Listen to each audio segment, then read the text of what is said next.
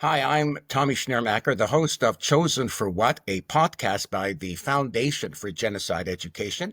And we're going to take a deep dive into the personal stories of the children and the grandchildren of Holocaust survivors. The weight of history isn't something we can always just set down.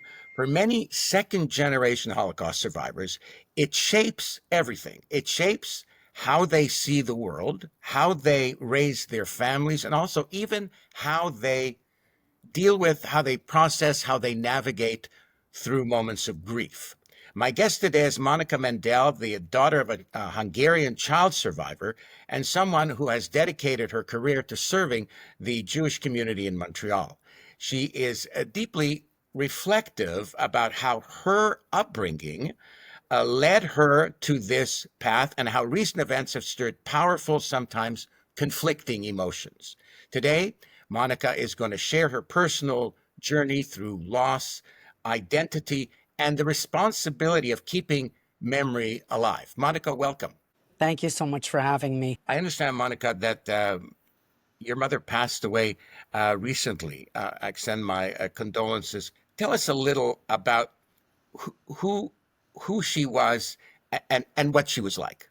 I will start by saying that my mother was the kindest person that I have ever known, but kind in a very quiet way. She was beloved by her family, and I remember while we were sitting Shiva for my mother, people that I did not know, everybody had a story about her kindness. So that's really she was very bold and independent and very intelligent, but at the same time she was fragile. Tell me about this. You mentioned that she's fragile. And I think for many second generation, my mother's also was also a Hungarian a Holocaust survivor, and the word that jumped out at me right away as you were talking, Monica, was fragile. When I was young, when I was like 6 or 7 years old, and I first started getting wind of what had happened in the Holocaust and what they had gone through, I thought that's terrible. What happened? Such a terrible thing happened to her. I wish I could undo it. Right. Right. And obviously you can't undo the Holocaust, but as a 6 year old or a 7 year old, you want to protect them. You want to make sure they're okay and that everything will be okay. In other words, you start parenting your parent at Right. 6 or 7. Did you have any similar experience when you were a young child? So growing up, I kind of knew that my mother was different than my friends' mothers. I could never quite articulate how she was different, but I knew that the way my father treated her, almost like this fragile or broken bird, that something was amiss. My mother never shared her Holocaust story with us. She actually shared it with our children, my brothers and me, our children, but never with us. Um, so when I say fragile, I mean often very quiet and subdued for no reason. And other times very lively and bold. So there was something amiss, but I was never able to articulate it. Just my father, I can tell you, was extremely protective of her. And were you ever curious to know? Did you ever ask her when you were a Oh, child? Did you ever ask her about the Holocaust? all the time, all the time. And And what would the response be? the response would be that she was a child and didn't have many memories. And but I knew that she had nightmares sometimes. I knew that sounds and smells would often put her in a very solemn mood.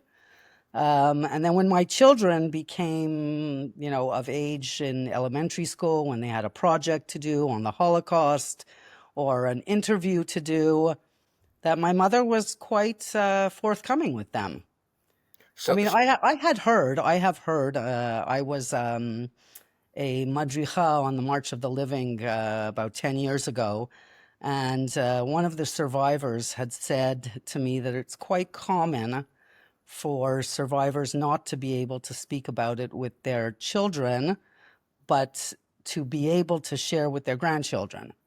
So that kind of validated my experience. I didn't know that that was common. But through my kids' projects and interviews that I would read, um, I was able to piece together a story, which I then came to her with, and she validated it and filled in some of the holes. now, when your children were telling you the story, what they'd heard from their grandmother, uh, what was their initial reaction? How do you remember them starting to bring up the subject and discussing it with you? So when they were very young, I don't think that they had an understanding. But as they grew older, towards the end of elementary school, and they were learning it in school as well, I think they were in disbelief that Bubby went through something like that. They couldn't grasp the Bubby that they knew, who was their biggest cheerleader and so much fun to be around, with the story that she told. It didn't connect for them. On the issue of parenting, I have a double-barreled question. When you were Yeah. raising your children, were you overprotective? And what about your mom? Was she overprotective of you? No. I would say that my mother was fiercely Jewish. So everything that had to do with choosing a Jewish school, participating in synagogue life, participating in community life was of utmost importance to her. And I think that she kind of drilled that into my mind, into my brother's minds as well. And so I don't think it was overprotective. It was just make sure that you are Jewish and you live Jewishly. And you did the same thing with your kids. Absolutely. Now you mentioned that your mom had died, and she died before the horrific events of October 7th. What do you think her reaction would be to what's happening, the explosion of anti-Semitism around the world?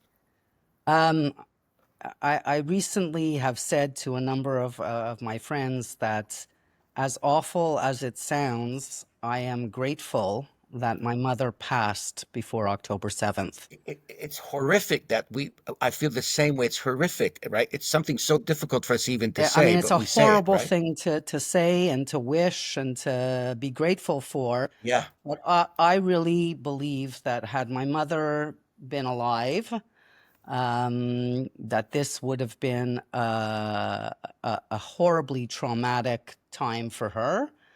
And I think that all the work and recovery from her own past that she has gone through would have resurfaced. I really think that it would have been horrific for her. What kind of feelings have surfaced for you as you see what's going on and read the news on a daily basis? So I am. I work in the Jewish community. I am a fundraiser for Jewish day schools. And the school where I work has been profoundly affected by the events of October 7th and the explosion of anti-Semitism, because so many of the families that we serve have deep connections to Israel, but deep personal connections. Students with siblings who are serving in the army, parents of teachers who were murdered. So I have had a very hard time uh, processing the events, and but my work, the work that I do has become much more important than it ever was before. I profoundly believe that the future of Israel is deeply connected to the future of the diaspora Jewish communities. So my work has become gratifying, but I'm always anxious. What do you find is the best way for you? What works for you in order to be able to cope with that anxiety? It's funny, but what makes me cope, what helps me cope, is to walk the halls of the school and listen to the children studying Mhm. Torah or singing Israeli songs, or it gives me hope. It gives me hope. Now, Um, I know that's odd, but that's what gives me comfort. how has being the child of a Hungarian survivor shaped the way you see and the way you navigate the world? That's a good question. So I see the world through a Jewish lens. Everything I do, everything I say, um, is guided by Jewish values, and I would say almost dedicated to my mother. I think my mother would be incredibly proud of her children and their commitment to Jewish life and living. But I see the world through a Jewish lens. That's basically it. Now, what are some of the subtle ways or the overt ways that the inherited trauma shows up in your daily life, in your daily decisions? So, first of all, I am an obsessive reader of fiction, nonfiction related to the Holocaust. I'm constantly trying to, I think, understand my mother by reading stories, particularly about Hungary. Um, so that is kind of what I do in my free time. Pretty depressing, I know, but that's what I do in my free time. I'm constantly saying, what would my mother do or what would my mother say? I'm keenly aware of being kind, just the way my mother was. I mean, this story that was told to us during my mother's shiva also. Um, she had gone somewhere in the States on a trip. I think it had something to do with glass art, and she was with another friend of hers, and they were shopping, and they came across a mezuzah that this friend of hers really liked, and the friend said, "No, I'm not going to buy it. It's far too expensive." And they moved on to the next store. And several months later, this woman had a birthday, and my mother had bought the mezuzah for her. And that was her quiet way of just kindness. And that story just sticks in my head of just subtle, kind things can really make a difference. And I try really hard to lead my life being kind, simply kind and decent. Chosen for What is brought to you by the Foundation for Genocide Education. To learn more or to make a donation, head to gened.org.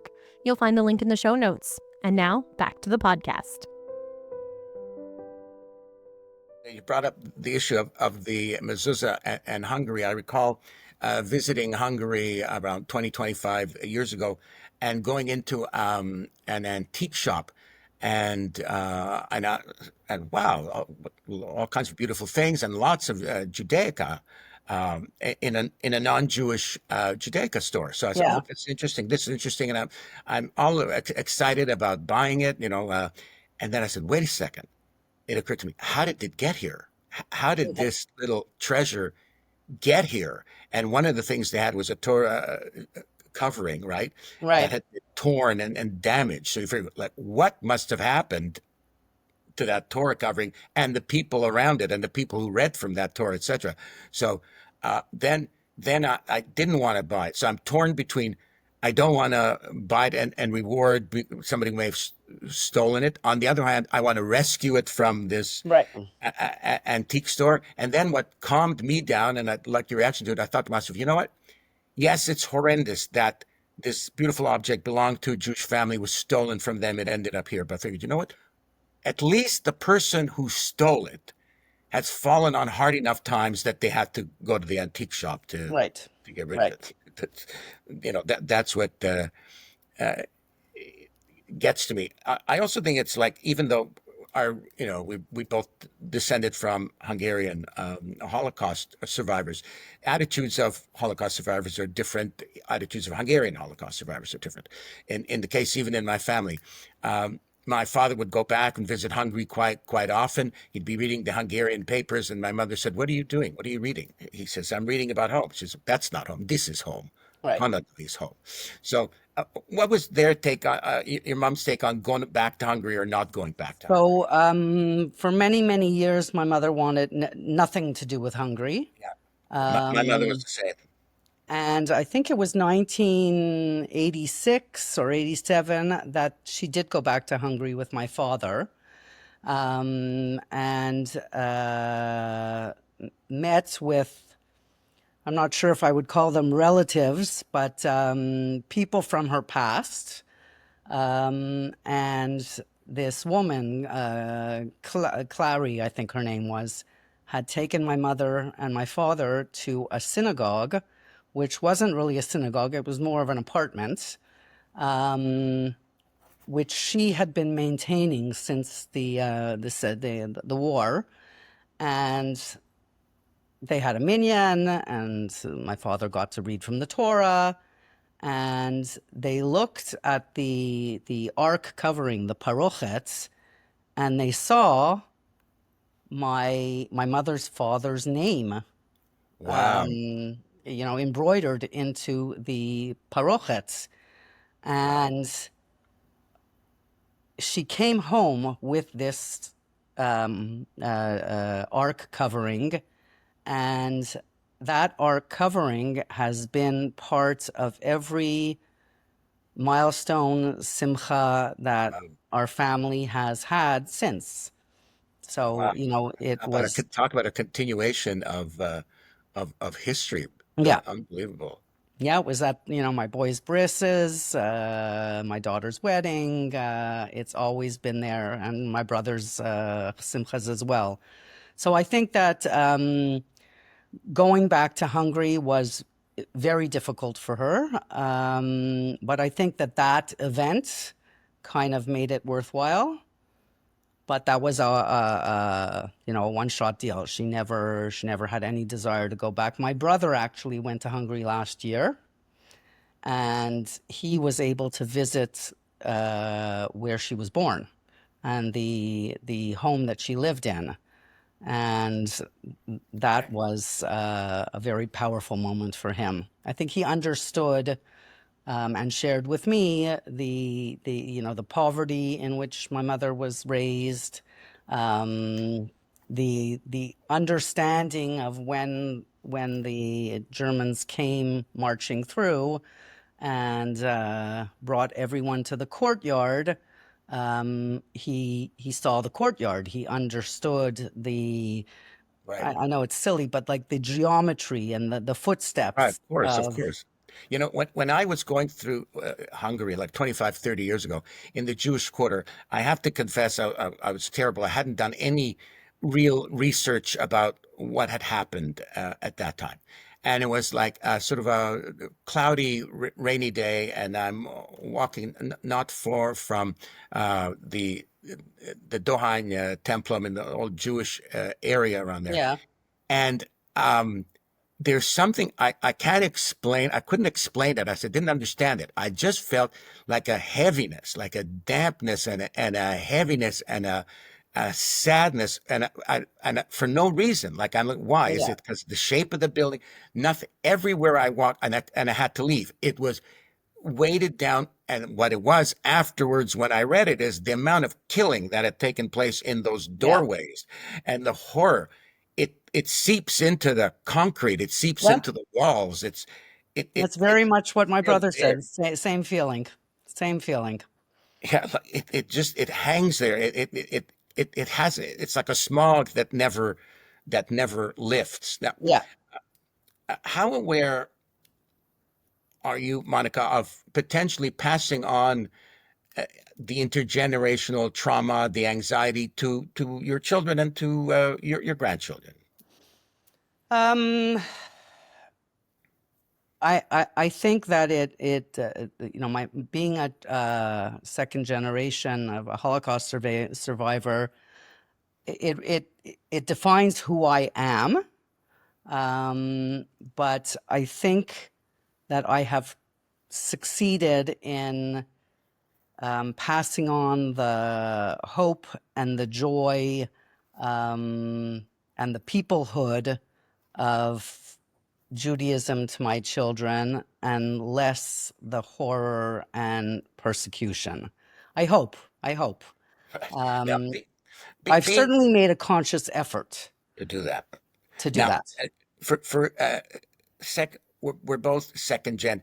How would you explain some of what we go through to somebody who is not second gen? What is it about us that they might that you feel that they just don't understand because they haven't had the same experience? In other words, I call them like normal Canadians or average Canadians. So those Right. people who were lucky enough to be born in Canada and never experienced any of this.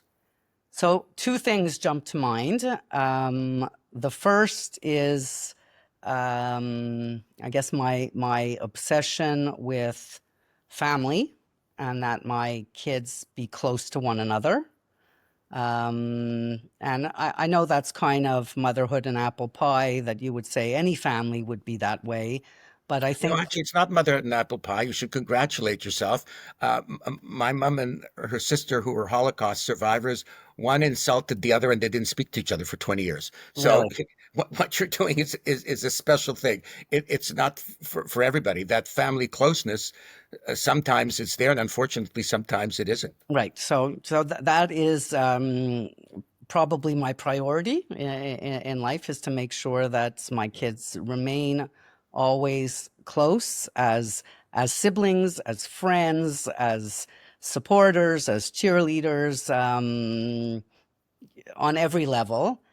And the other thing I would say is a kind of my obsession with education, which my mother too was pretty. It was pretty important to her that education is something that no one can ever take away from you. And it turns out that my three children are all professionals. And I remember my mother always saying, being a professional is something that you carry with you. It's not dependent on where you live. It's, education, education, education. So those, I Okay. think, are the two things that make me a little bit different. I mean, I know there are a lot of Canadians that, obviously care about family, care about education, but I think that for me, I know where it comes from. And it's top of mind all the time for me. If you like what you heard today, make sure to follow or subscribe and share this podcast with your friends and your family so we can continue to spread the word. The Foundation for Genocide Education relies on your support to keep producing important content like this podcast. To learn more and make a donation, please visit gened.org, GENED.org. I'm Tommy Schnurmacher. Until next time.